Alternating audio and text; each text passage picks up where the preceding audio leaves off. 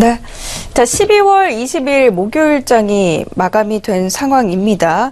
현재 지금 코스피 같은 경우는 하락세로 마감을 했습니다. 0.11% 하락하면서 2035.73포인트. 결국 오늘 장 초반 구간 빨간불을 켜면서 상승 출발하나 싶었지만 11시 구간을 기점으로 하락으로 전환을 했고요. 이후 지속적으로 낙폭을 키워가면서 횡보하는 움직임 나타내다가 0.11% 하락한 2035.73에 장을 마감했습니다.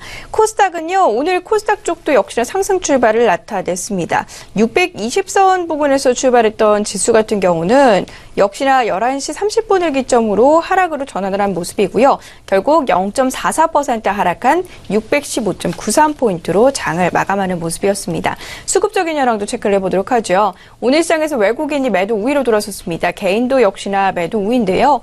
외국인이 506억 원, 개인이 292억 원 매도 우위 포지션, 기관이 767억 원가량의 순매수 포지션을 나타났습니다. 코스닥 쪽입니다. 코스닥에서는 외국인과 기관이 팔았고요. 개인만 있었습니다. 외국인이 84억 원, 기관이 103억 원가량의 매도 우위, 개인이 181억 원 순매수 포지션을 나타낸 모습입니다. 자, 어쨌든 양대 시장 모두 다 하락을 나타냈고, 오늘 분위기를 보자 하니 지금 거래소 쪽 외국인 투자자 순매도로 돌아선 상황이에요. 오늘 시장 모습 좀 정리를 해볼까요? 예, 일단은 먼저 봐야 될 것은 수급은 좀 뒤에서 좀 보도록 하고요. 상품 가격과 관련된 현재 추이, 그리고 그것이 시장에 미치는 영향 등등을 한번 전반적으로 살펴보도록 하겠습니다. 최근에 금년 하반기 들어서 더욱 뚜렷하게 나타나는 것 같습니다. 최근에 신조어가 하나 만들어졌죠. 리플레이션이라고 하는 건데요. 디플레 상태, 저물가 상태가 어느 정도 지나간 것 같습니다.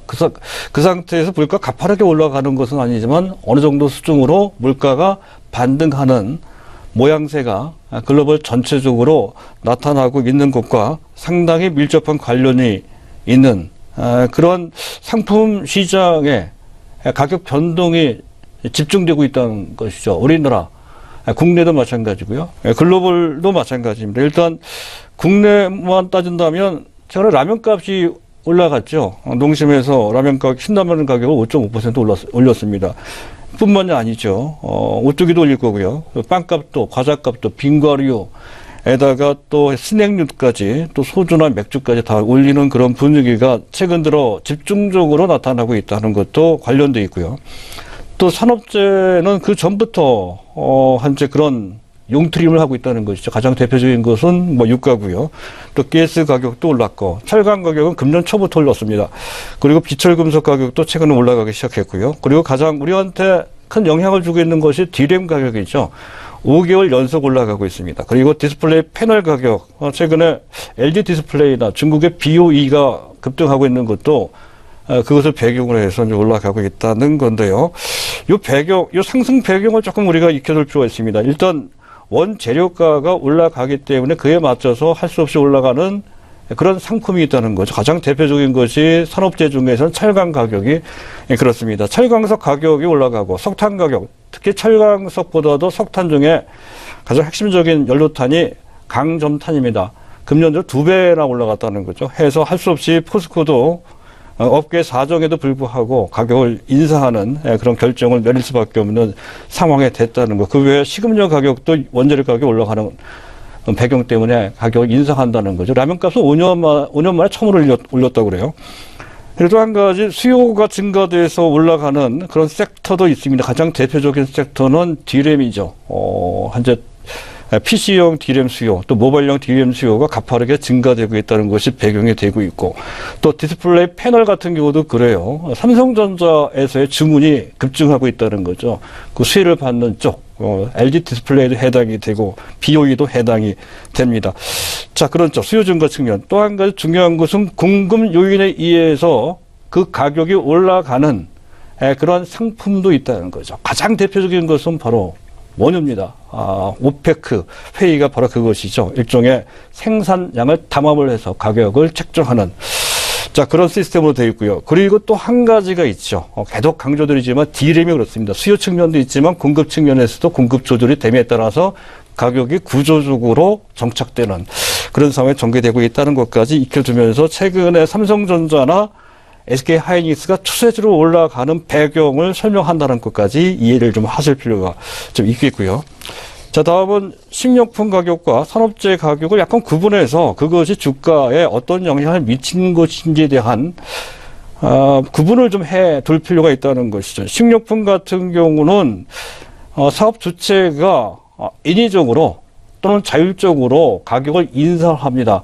농심이 인상하듯이 어떤 시스템에 의해서 제도상으로 올리고 내리고 하는 것이 아니죠. 자체적으로 이렇게 올리는 국내 요인에 따라서 그렇게 올리는 그러한 것이고요. 그리고 식료품 가격 같은 사실은 필수 소비재, 필수 소비재라고 보기는 좀 어렵죠. 사실 대체재가 좀 있습니다. 라면을 안 먹고 국수를 먹는데 밥을 먹을 수도 있거든요. 해서 가격이 올라가면 그에 따라서 수요가 약간 주는 현상이 나타납니다. 가격 저항이 있다는 것이죠. 그에 따라서 단기, 중기로 봤을 때 가격을 인상한다고 해서 그것이 수익성으로 바로 반영되지 않습니다. 시간이 좀 걸린다 하는 특색이 있다는 거죠. 물론 가격을 올린다는 그 자체 호재가 돼서 그걸 바탕으로 해서 올라가는 그런 측면, 재료 측면에서 주가에 반영되는 측면은 분명히 있습니다. 농심의 최근에 주가가 그런 설명을 하고 있죠. 하지만 수익성이라는 재무제표상에 나타나는 수익성 측면에서 봤을 때 수익성이 반영되는 때까지는 시간이 좀 걸린다 하는 것에 대한 현재 이해가 좀 필요하다는 것이고요. 그리고 농심 같은 경우에 그 가격 인상에 대한 효과는 제법 됩니다. 5.5% 인상을 했다는 건데요. 이렇게 된다면 몇 년 후쯤 되면 그에 따른 효과가 영업이익에 약 200억 원 정도 증가시키는 그러한 요인이 될 것이다. 이렇게 분석을 한다는 건데요. 2015년도 농심의 영업이익 규모는 1183억 원이었습니다. 그렇다면 거기에 대비해서 200억 원 정도라면 16.9%인데요. 이 정도라면 상당한 효과입니다. 해서 나름대로 중기 장기적 관점에서 봤을 때 현재 그 가격의 제품가의 인상은 상당한 긍정적 역할을 한다는 것을 우리가 이제 알 수가 있다는 건데요. 산업재하고는 상당한 차이가 난다는 것이죠. 오히려 크고 무거운 중구장대한 산업이지만 그러나 현재 그와 관련된 가격의 어떤 변동성이라든가 또 그에 의해서 반영되는 수익성, 재무제표에 나타나는 수익성은 상당히 빠르게 움직이는 경향이 있다는 것입니다. 오히려 더 민감하고 큰 폭으로 움직이는 특성을 갖고 있다 하는 것이죠.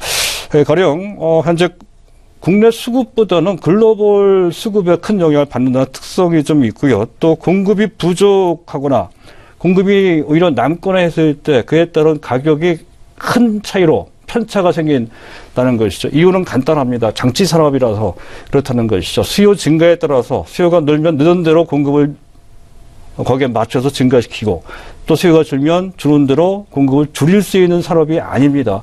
일정 분 어느 정도 수준 내 공급을 계속 해야 되는 또 늘릴 수 없는 그런 산업이 바로 장치 산업이라는 것이죠. 해서 수요 증가에 따른 공급 탄력성은 매우 떨어지는 그런 특성을 갖고 있다는 것이죠. 이런 특성을 갖고 있는 업체들은 공급이 부족할 때, 수요가 넘칠 때는 해당되는 제품의 가격이 급등하는 그런 경향이 있습니다. 그리고 그 반대로 공급이 조금이라도 넘치면 가격은 급락하는, 따라서 그와 관련된 수익성은 공급이 부족할 때에는 수익성이 엄청나게 좋아지지만 또 그 반대로 공급이 넘칠 때는 수익성이 급속히 나빠지는 그런 특성을 갖고 있다는 것이죠. 최근 들어 조선이나 철강이나 한동안 안 좋았던 것도 바로 그 이유 때문에 그런 것이고요. 지금은 그 반대죠. 현재 경기가 어느 정도 회복 기미를 보이고 부분적이나마 공급이 오히려 약간 모자란 쪽으로 흘러가고 있는 것이 이들의 수익성을 급격히 좋아지게 하는 결정적인 원인이 된다는 것이고요. 최근 들어 이들 종목들이 시장을 가치의 측면에서 부각되는 측면도 있지만 실제로 그만큼 실적이 빠르게 증가될 수 있다라고 하는 기대감도 깔려 있는 것이 그들 주가의 상승세를 만드는 가장 기본적인 요인이 되는 것까지 이해를 하시고 보실 필요가 있겠고요. 그와 관련돼서 우리가 볼 수 있는 종목들은 철강 쪽에서는 포스코가 되겠고요. 그리고 현재 D램 쪽에서는 뭐 당연히 SK하이닉스나 또는 삼성전자, 그리고 디스플레이 패널 쪽에서 LG 디스플레이 정도가 되겠습니다. 그런 종목들을 그런 관점으로 유심히 보실 필요가 있겠습니다. 네, 그리고 코스닥 쪽도 살펴보도록 할게요. 코스닥은 아무래도 좀 IT 관련 종목들이 대세가 되지 않나 싶은데 어떻습니까?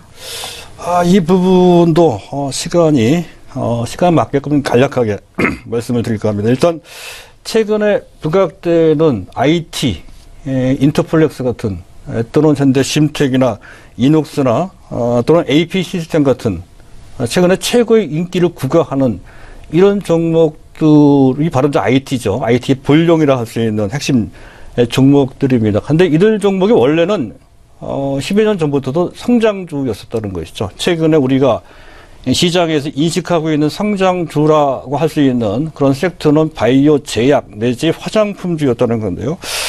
그것과 좀 구분을 좀 해 놓을 필요가 있습니다. 특성에 상당한 차이가 있다는 것이죠. 그래서 지금 현재 바이오 제약과 그리고 현재 활발하게 움직이고 있는 IT 섹터가 어떤 특성을 갖고 있는지에 대한 이해를 하면 그들을 판단하는 데 도움이 되실 것 같습니다. 일단 전망이나 실적, 밸류에이션을 측정할 때 바이오 제약은 도저히 측정할 수가 없죠. 가측성이 떨어집니다. 실적에 대한 가시성이 떨어진다는 얘기죠. 전망도 어떻게 해야 될지 잘 모른다. 상당히 추상적입니다. 상당히 많이 갈 것 같지만 또 확실치 않은 이런 모호성을 좀 갖고 있기도 하고요. 상황에 따라서 충분히 많이 갈 수 있는 주가도 그에 따라서 분위기를 탈 수 있다는 거죠. 그런 측면이 있지만 애매한 그런 그 특성을 갖고 있고요. 반면에 IT는 다르죠. 현실적 구체성을 갖고 있습니다. 바이오 제약과 특히 바이오주 같은 신약 관련주는 실적이 무의미하단 말이죠. 재료라든가 분위기를 탑니다.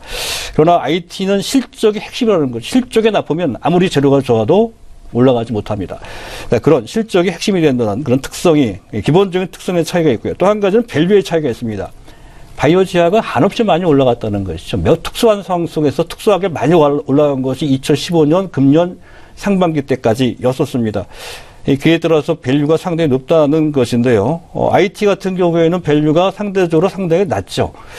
아무리 비싼 종목이라 하더라도 PER 기준으로 봤을 때 20배가 채 안 되는, 거의 다 20배가 채 안 됩니다. 밸류 측면에서 SK 머티리얼스 같은 경우 약간 높긴 하지만 3.8배 정도 가장 높은 편이 특수한 케이스입니다. 그 독점적이기 때문에 그런 것이고요. 그 외 다른 종목들은 거의 다 2배 이하입니다. 심지어 1배 이하짜리도 수두룩하게 있는 상태.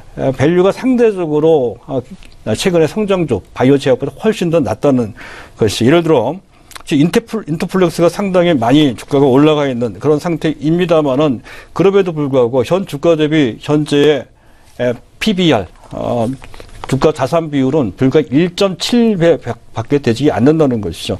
한때 작년 3월 달에 엄청나게 인기를 구가했던 리더스 코스메틱, 그전 삼성 LNS 같은 종목, 그 당시 최고 PBR은 PER도 아닙니다. PBR입니다. PBR이 30배까지 갔었던 거 비교해 봤을 때 인터플렉스는 많이 올라갔지만 여전히 PBR이 1.7배밖에 되지 않는다는 것이고요.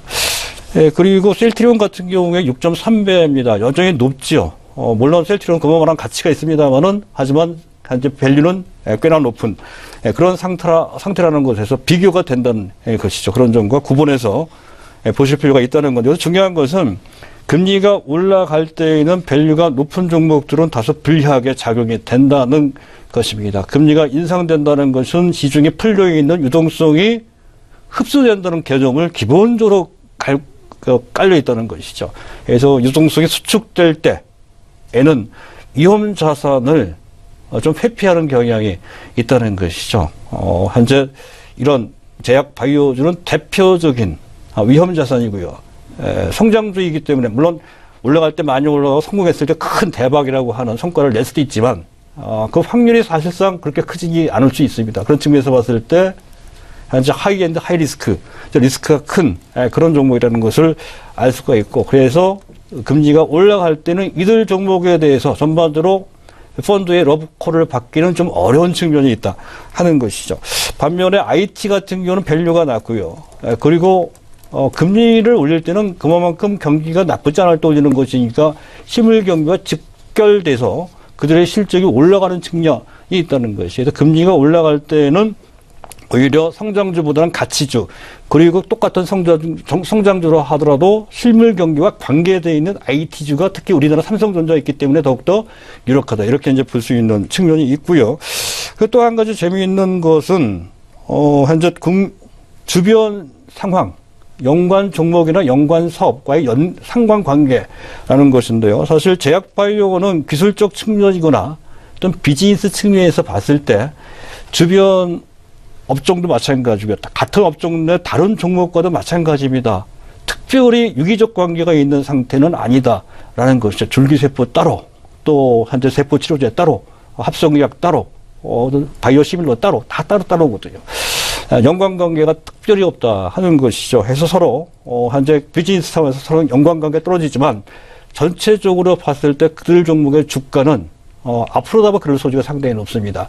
올라갈 때 같이 올라가고 무더기로 동시다발적으로 집단적으로 군집적으로 동반해서 거의 무차별성으로 같이 올라가거나 내려가는 모습이 앞으로 상당히 반복될 소지가 높습니다. 그것은 그만큼 일반 개인들의 참여도가 높은 대중성 있는 섹터이기 때문에 그렇다 하는 것이고요. IT는 좀 달라요.